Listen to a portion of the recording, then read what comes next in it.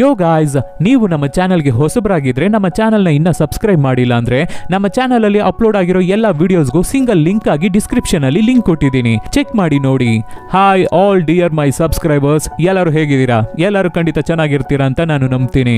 So ಇವತ್ತು ನಾವು ನೋಡೋ ಮೂವಿ ಯಾವ್ದು ಅಂದ್ರೆ ವಾಲ್ ಅನ್ನೋ ತಮಿಳ್ ಮೂವಿನೇ ಈ ವಿಡಿಯೋದಲ್ಲಿ ನಾವು ನೋಡೋದು. ನೋಡೋಕ್ಕೂ ಮುಂಚೆ ಸಬ್ಸ್ಕ್ರೈಬ್ ಮಾಡದೇ ಇರೋರು ಸಬ್ಸ್ಕ್ರೈಬ್ ಮಾಡ್ಕೊಳ್ಳಿ, ಮರೆಯದೆ ಬೆಲ್ ಐಕಾನ್ ಪ್ರೆಸ್ ಮಾಡಿ. ನೀವು ಮಾಡೋ ಸಬ್ಸ್ಕ್ರಿಪ್ಷನ್, ಶೇರ್, ಲೈಕ್, ಕಮೆಂಟ್ಸೇ ನಮಗೆ ಮೋಟಿವೇಶನಲ್ ಆಗಿರುತ್ತೆ. ಫಾಲೋ ಮಾಡದೇ ಇರೋರು ಫಾಲೋ ಮಾಡ್ಕೊಳ್ಳಿ. ಸರಿ, ಓಕೆ, ಇವಾಗ ಕತೆ ಒಳಗಡೆ ಹೋಗೋಣ.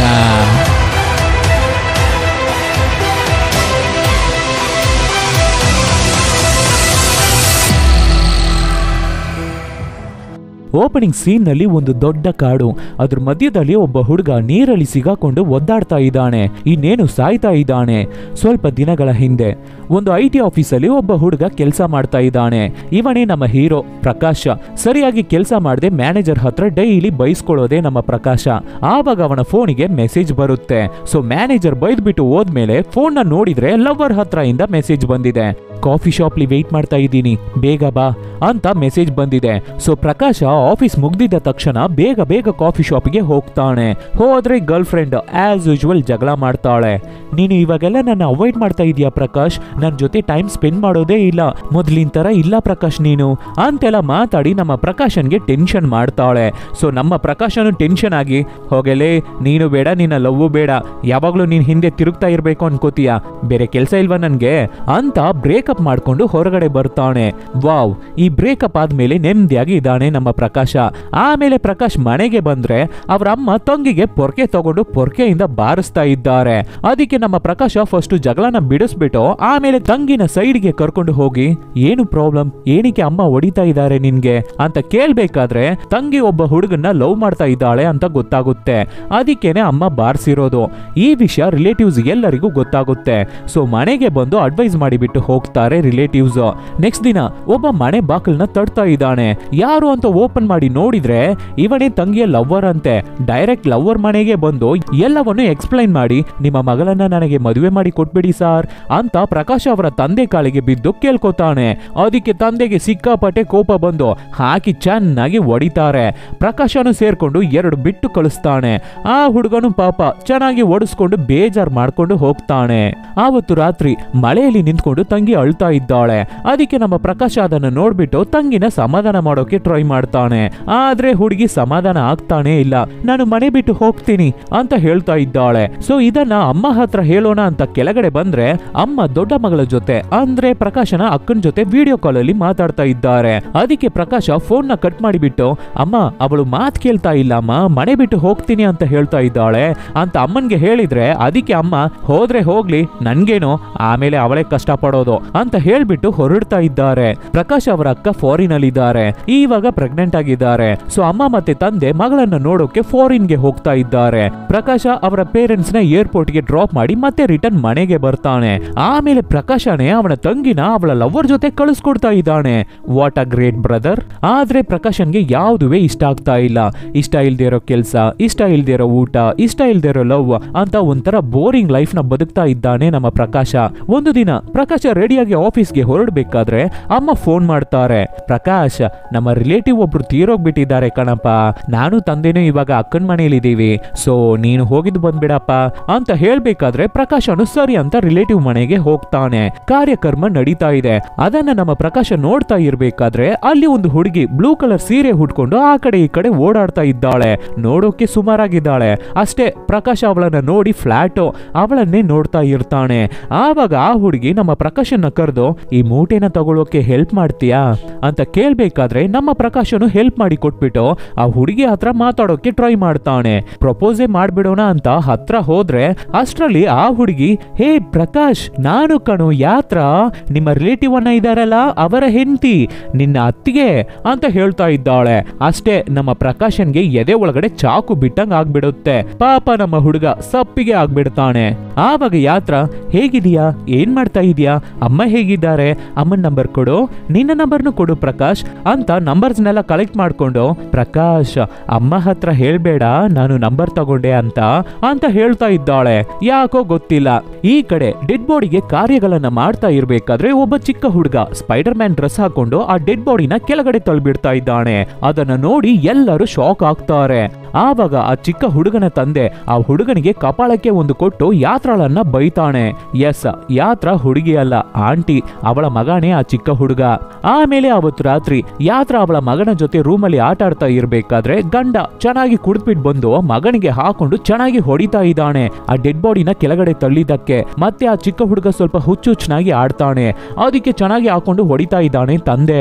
ಆವಾಗ ಯಾತ್ರಾ ಬೇಡರಿ ಬೇಡರಿ ಹೊಡಿಬೇಡಿರಿ ಪ್ಲೀಸ್ ರೀ ಅಂತ ತಡಿತಾ ಇದ್ದಾಳೆ. ಆದ್ರೂ ಗಂಡ ಬಿಡ್ತಾ ಇಲ್ಲ. ಆ ಮಗುಗೆ ಹಾಕೊಂಡು ಚೆಚ್ತಾ ಇದ್ದಾನೆ. ಹೊಡೆದ್ಬಿಟ್ಟು ಮಗುನ ಹೊರಗಡೆ ಹಾಕ್ಬಿಟ್ಟು ಮತ್ತೆ ರೂಮಿಗೆ ಬರೋಣ ಅಂತ ಗಂಡ ಬರ್ಬೇಕಾದ್ರೆ ಯಾತ್ರಾ ಪಕ್ಕದಲ್ಲಿರೋ ಒಂದು ದೊಣ್ಣೆನ ತಗೊಂಡು ಒಂದೇ ಏಟು. ಗಂಡನ್ ಕತೆ ಮುಗೀತು. ಗಂಡ ಸ್ಪಾಟ್ ಔಟು. ಇದನ್ನ ನೋಡಿ ಮಗ ಖುಷಿ ಪಡ್ತಾ ಇದ್ದಾನೆ. ಆದ್ರೆ ಯಾತ್ರಾಳಿಗೆ ಇದನ್ನ ನೋಡಿ ಭಯ ಆಗ್ತಾ ಇದೆ.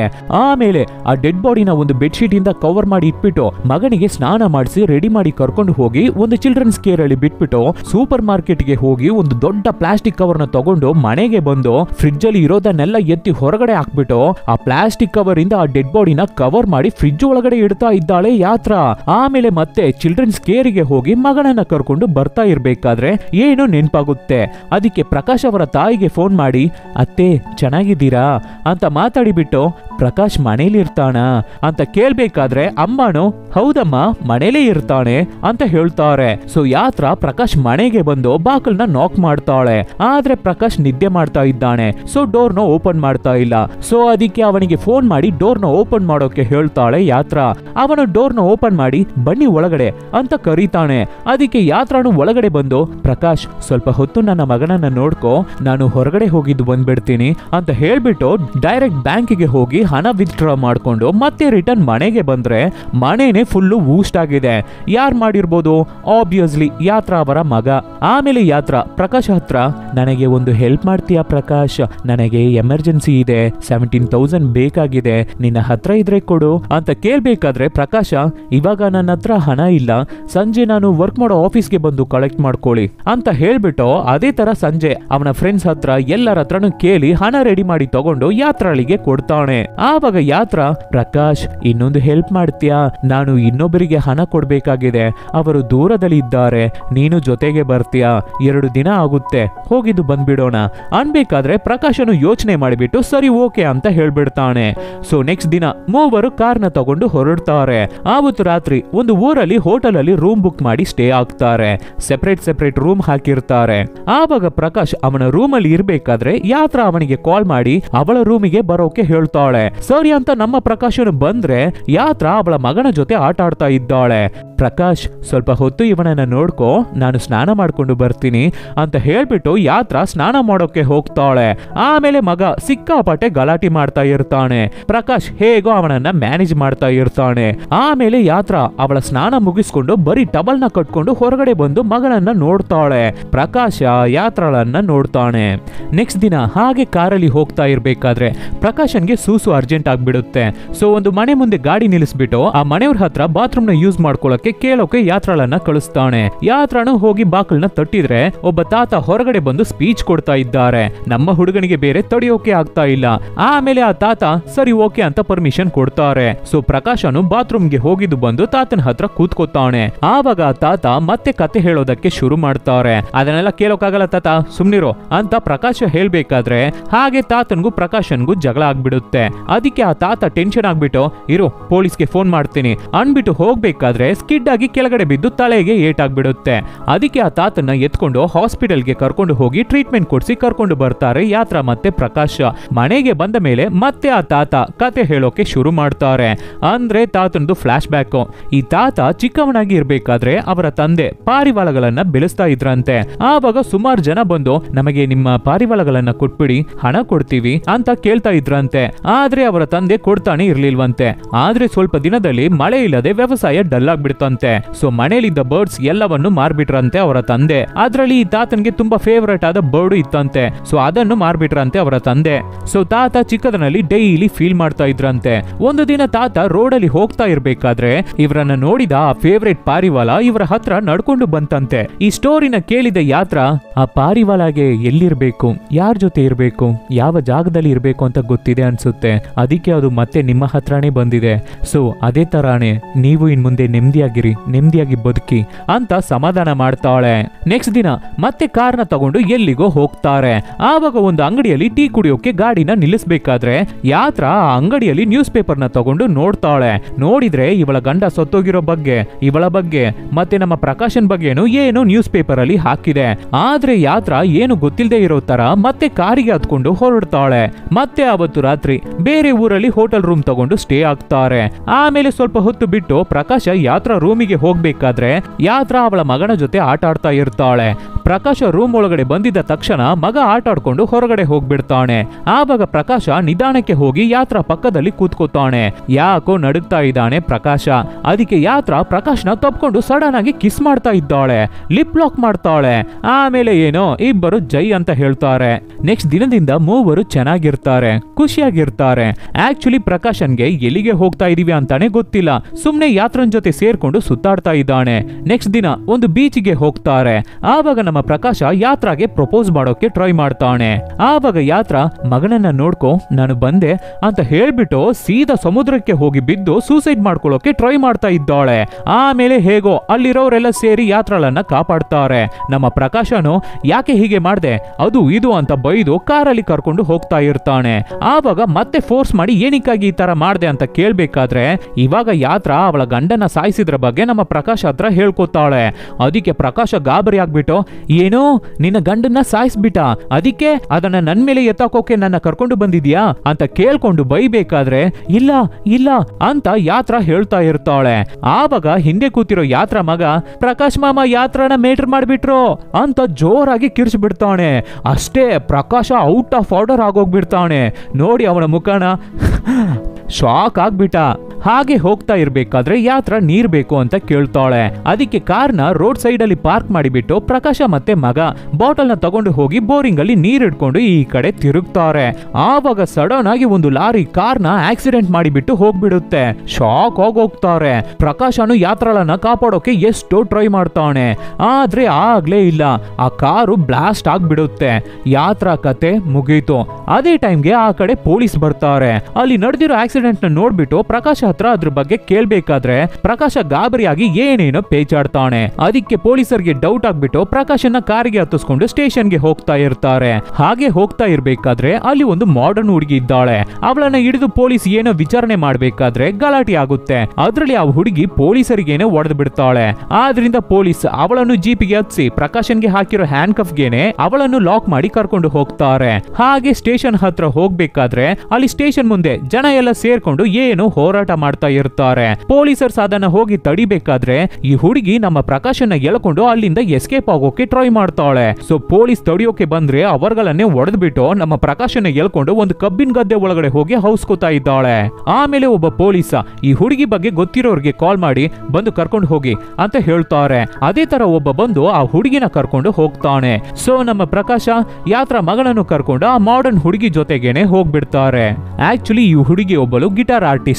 ಆ ಊರಲ್ಲಿ ನಡೆಯೋ ಫೆಸ್ಟಿವಲ್ ಅಲ್ಲಿ ಗಿಟಾರ್ ಪ್ಲೇ ಮಾಡೋಕೆ ಬಂದಿರ್ತಾಳೆ. ಆದ್ರೆ ಪೊಲೀಸ್ ಇವಳನ್ನ ಸುಮ್ನೆ ಹಿಡ್ಕೊಂಡು ತಲೆ ತಿಂದಿರ್ತಾರೆ. ಅದಕ್ಕೆ ಅವರಿಗೆ ಹೊಡೆದಿರ್ತಾಳೆ ಈ ಹುಡುಗಿ. ಆಮೇಲೆ ಫೆಸ್ಟಿವಲ್ ಸ್ಟಾರ್ಟ್ ಆಗುತ್ತೆ. ಹುಡುಗಿನು ಮ್ಯೂಸಿಕ್ ಪ್ಲೇ ಮಾಡಿ ಸಾಂಗ್ ಹಾಡಿ ಎಲ್ಲರನ್ನು ಎಂಟರ್ಟೈನ್ಮೆಂಟ್ ಮಾಡ್ತಾಳೆ. ಆಮೇಲೆ ನಮ್ಮ ಪ್ರಕಾಶ ಹತ್ರ ಬಂದು ನನ್ ಜೊತೆನೆ ಬಂದ್ಬಿಡು ಪ್ರಕಾಶ್, ಬದುಕು ಅನ್ನೋದು ನಾವು ಬದುಕೋಕಾಗೆ ಇರೋದು ಅಂತ ಡೈಲಾಗ್ ಎಲ್ಲ ಹೊಡೆದು ಕರಿಬೇಕಾದ್ರೆ ಸರಿ ಅಂತ ನಮ್ಮ ಪ್ರಕಾಶನು ಅವಳ ಜೊತೆನೆ ಹುಡುಗನ ಕರ್ಕೊಂಡು ಹೋಗ್ಬಿಡ್ತಾನೆ. ಆಮೇಲೆ ಮೂವರು ಸೇರಿ ಊರನ್ನೇ ತಿರುಗ್ತಾರೆ. ಎಂಜಾಯ್ ಮಾಡ್ತಾ ಇರ್ತಾರೆ. ಆ ಊರಲ್ಲಿ ಬೆಟ್ಟದ ಮೇಲೆ ಇರೋ ಟ್ರೈಬ್ಸ್ ಹತ್ರ ಹೋಗಿ ಅವರ ಜೊತೆ ಮಾತಾಡಿ ಅವರುಗಳ ಜೊತೆ ಪರಿಚಯ ಮಾಡ್ಕೋತಾರೆ.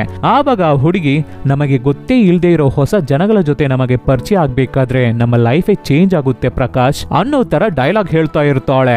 ಆವಾಗ ಅವಳಿಗೆ ಒಂದು ಫೋನ್ ಕಾಲ್ ಬರುತ್ತೆ. ಅದನ್ನ ಪಿಕ್ ಮಾಡಿ ಮಾತಾಡಿಬಿಟ್ಟು ಹಿಂದೆ ತಿರುಗಿ ಪ್ರಕಾಶ್ನ ನೋಡ್ತಾಳೆ. ನಮ್ಮ ಪ್ರಕಾಶ ಟ್ರೈಬ್ಸ್ ಜೊತೆ ಸೇರಿ ಡ್ಯಾನ್ಸ್ ಮಾಡ್ತಾ ಇರ್ತಾನೆ, ಹ್ಯಾಪಿಯಾಗಿ ಇರ್ತಾನೆ. ಅದನ್ನ ನೋಡ್ಬಿಟ್ಟು ಏನು ಹೇಳ್ದೆ ಮಾಡ್ದೆ ಅಲ್ಲಿಂದ ಹೊರಟು ಎಲ್ಲಿಗೋ ಹೋಗ್ಬಿಡ್ತಾ ಇದ್ದಾಳೆ ಆ ಮಾಡರ್ನ್ ಹುಡುಗಿ. ನೆಕ್ಸ್ಟ್ ದಿನ ಬೆಳಿಗ್ಗೆ ಪ್ರಕಾಶ ಎದ್ದು ನೋಡಿದ್ರೆ ಅವನ ಕೈಯಲ್ಲಿ ಒಂದು ಪೇಪರ್ ಇದೆ. ಅದನ್ನ ತಗೊಂಡು ನೋಡಿದ್ರೆ ಬಾಳು ಅಂತ ಬರ್ದಿದೆ. ಆಮೇಲೆ ಆ ಮಾಡರ್ನ್ ಹುಡುಗಿನ ಹುಡುಕಿದ್ರೆ ಆ ಹುಡುಗಿ ಅಲ್ಲಿ ಇಲ್ವೇ ಇಲ್ಲ. ಅದಕ್ಕೆ ಪ್ರಕಾಶ ಆ ಪೇಪರ್ನ ನೋಡ್ಬಿಟ್ಟು ಬಾಳ್ಬೇಕು, ಚೆನ್ನಾಗಿ ಬಾಳ್ಬೇಕು ಅಂತ ಹುಡುಗನ್ನ ಕರ್ಕೊಂಡು ಬೆಟ್ಟ ಗುಡ್ಡ ಡೆಸರ್ಟ್ ಅಂತ ಎಲ್ಲಾ ಕಡೆನೂ ಸುತ್ತುತ್ತಾನೆ. ಹಾಗೆ ಒಂದು ದಿನ ಒಂದು ಚಿಕ್ಕ ಬೋಟ್ ಅಲ್ಲಿ ನದಿಲಿ ಇಬ್ಬರು ಹೋಗ್ತಾ ಇರ್ಬೇಕಾದ್ರೆ ನದಿ ಫೋರ್ಸ್ಗೆ ಬೋಟ್ ದಬಾಕೊಳ್ಳುತ್ತೆ. ಅದರಲ್ಲಿ ಪ್ರಕಾಶ ನೀರಲ್ಲಿ ಕೊಚ್ಕೊಂಡು ಹೋಗ್ಬಿಡ್ತಾನೆ. ಆವಾಗ ಕರೆಕ್ಟ್ ಆಗಿ ಬಂಡೆಗಳ ಮಧ್ಯ ಕಾಲ್ ಸಿಗಾಕೊಳ್ಳುತ್ತೆ. ಇದನ್ನೇ ನಾವು ಸ್ಟಾರ್ಟಿಂಗ್ ಸೀನ್ ಅಲ್ಲೇ ನೋಡಿದ್ದು. ಪ್ರಕಾಶನು ಎಷ್ಟೋ ಟ್ರೈ ಮಾಡ್ತಾನೆ ಬಿಡಿಸ್ಕೊಂಡು ಹೊರಗಡೆ ಬರೋಕೆ, ಆದ್ರೆ ಆಗ್ತಾನೆ ಇಲ್ಲ ಪಾಪ, ಸುಸ್ತಾಗ್ಬಿಡ್ತಾನೆ. ಈ ಕಡೆ ಚಿಕ್ಕ ಹುಡುಗ ಪ್ರಕಾಶನ ಹುಡುಕಿ ಹುಡುಕಿ ಸಾಕಾಗ್ ಬಿಡುತ್ತೆ. ಸೊ ಒಂದು ಜಾಗದಲ್ಲಿ ಕೂತು ನಿದ್ದೆನೆ ಮಾಡ್ಬಿಡ್ತಾನೆ. ಆಮೇಲೆ ಹೇಗೋ ಪ್ರಕಾಶ ಕಷ್ಟಪಟ್ಟು ಬಂಡೆಗಳ ಮಧ್ಯದಿಂದ ಕಾಲ್ನ ಬಿಡಿಸ್ಕೊಂಡು ಮೇಲ್ ಬರ್ತಾನೆ. ಮೇಲ್ ಬಂದಿದ ತಕ್ಷಣ ಆ ಚಿಕ್ಕ ಹುಡುಗನ್ನ ಹುಡುಕ್ತಾನೆ, ಕೂಗ್ತಾನೆ. ಎಲ್ಲಿ ಹುಡುಕಿದರೂ ಹುಡುಗನ್ನ ಕಾಣ್ತಾ ಇಲ್ಲ. ಹಾಗೆ ಸಪ್ಪಿಗೆ ಬೇಜಾರಾಗಿ ಪ್ರಕಾಶ್ ನಿಂತಿರ್ಬೇಕಾದ್ರೆ ಆ ತಾತ ಹೇಳಿದ್ರಲ್ಲ ಸ್ಟೋರಿ ಪಾರಿವಾಳದ್ದು, ಅದೇ ತರ ಚಿಕ್ಕ ಹುಡುಗ ನಿಧಾನಕ್ಕೆ ನಮ್ಮ ಪ್ರಕಾಶನ್ನ ನೋಡಿ ನಡ್ಕೊಂಡು ಬರ್ತಾ ಇದ್ದಾನೆ. ಆ ಚಿಕ್ಕ ಹುಡುಗನ್ನ ನೋಡಿದ ಮೇಲೇನೆ ಪ್ರಕಾಶನ್ಗೆ ಜೀವಾನೇ ಬರುತ್ತೆ. ಆಮೇಲೆ ಆ ಹುಡುಗನ ಕರ್ಕೊಂಡು ಮತ್ತೆ ರಿಟರ್ನ್ ಅವನ ಮನೆಗೆ ಹೋಗ್ತಾನೆ ಪ್ರಕಾಶ. ಅವನ ಮೇಲೆ ಯಾವುದೇ ಪೊಲೀಸ್ ಕೇಸು ಇಲ್ಲ. ಯಾಕೆ ಅಂದ್ರೆ ಯಾತ್ರ ಎಲ್ಲದಕ್ಕೂ ನಾನೇ ಕಾರಣ, ನಾನೇ ನನ್ನ ಗಂಡನ ಕೊಂದಿದ್ದು, ನಾನೇ ಪ್ರಕಾಶನ ಏಮಾರಿಸಿ ನನ್ನ ಜೊತೆ ಕರ್ಕೊಂಡು ಹೋಗ್ಬಿಟ್ಟಿದ್ದೆ ಅಂತ ಪೊಲೀಸರಿಗೆ ಎವಿಡೆನ್ಸ್ ಕಳ್ಸಿರ್ತಾಳೆ. ಸೊ ನಮ್ಮ ಪ್ರಕಾಶನಿಗೆ ಏನು ಪ್ರಾಬ್ಲಮ್ ಇಲ್ಲ. ಆ ಚಿಕ್ಕ ಹುಡುಗನ್ನ ಪ್ರಕಾಶ್ ಅವರ ತಂದೆ ತಾಯಿ ನೋಡ್ಬೇಕಾದ್ರೆ ಈ ಹುಡುಗ ಚೆನ್ನಾಗಿದ್ದಾನೆ ಅಲ್ವಾ, ಇವನನ್ನ ನಾವೇ ಇಟ್ಕೊಳ್ಳೋಣ, ನಾವೇ ಬೆಳೆಸೋಣ ಅಂತ ಡಿಸೈಡ್ ಮಾಡ್ತಾರೆ. ಪ್ರಕಾಶನು ಇದನ್ನ ನೋಡಿ ಖುಷಿಯಾಗಿ ಆಫೀಸ್ಗೆ ಹೊರಡ್ತಾನೆ. ಇಲ್ಲಿಗೆ ಈ ಮೂವಿ ಮುಗಿಯುತ್ತೆ. ಮುಖಾಣೆ ಗೊತ್ತಿಲ್ಲದೆ ಇರೋ ಹೊಸ ಜನರ ಜೊತೆ ನಮಗೆ ಪರಿಚಯ ಆಗಬೇಕಾದ್ರೆ ನಮ್ಮ ಲೈಫೇ ಚೇಂಜ್ ಆಗುತ್ತೆ. Whether it may be good, whether it may be bad. Robot ತರ ಇರಬೇಡಿ, ಒಂದು ಸರ್ಕಲ್ ಒಳಗಡೆನೇ ಇರಬೇಡಿ, ಹೊರಗಡೆ ಬನ್ನಿ, ಲೈಫ್ನ ಎಂಜಾಯ್ ಮಾಡಿ, ಅರ್ಥ ಮಾಡ್ಕೊಳ್ಳಿ. ಅದು ಏನೇ ಆಗಿದ್ರು ಲೈಫ್ನ ಎಂಜಾಯ್ ಮಾಡಿ ಅಂತ ಹೇಳ್ತಾ ಇದ್ದಾರೆ ಈ ಮೂವಿಯಲ್ಲಿ. ಸೊ ಈ ತರ ಡಿಫ್ರೆಂಟ್ ಆದ ಮೂವಿಗಳನ್ನು ನಾವು ನಿಮಗೆ ಕೊಡ್ತಾನೆ ಇರ್ತೀವಿ. ಅದಕ್ಕೆ ನೀವು ಮಾಡಬೇಕಾಗಿರೋದು ನಿಮ್ಮ ಸಪೋರ್ಟ್ ಮಾತ್ರ. ಏನೂ ಇಲ್ಲ, ನಿಮ್ಮ ಫ್ರೆಂಡ್ಸ್ಗೆ ರಿಲೇಟಿವ್ಸ್ಗೆ ಹೇ ಈ ತರ ಒಂದು ಚಾನಲ್ ಇದೆ, ಚೆನ್ನಾಗಿದೆ ನೋಡು ಅಂತ ಹೇಳಿದ್ರೇನೆ ಸಾಕು. Soon catch people's with an another nice movie. Take care.